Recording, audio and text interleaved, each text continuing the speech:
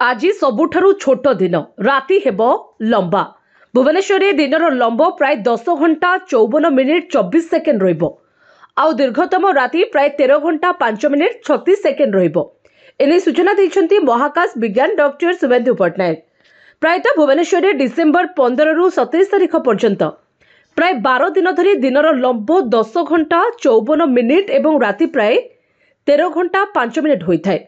तेज आज सुंदरगढ़ में दिन 10 घंटा 47 मिनिट एवं मालकानगिरी में दिनर लंबा 11 घंटा 01 मिनिट रहिबो। सेपरि दिल्ली एवं कन्याकुमारी में दिनर लंबा यथाक्रमे 10 घंटा 19 मिनिट एवं 11 घंटा 39 मिनिट रहिबो।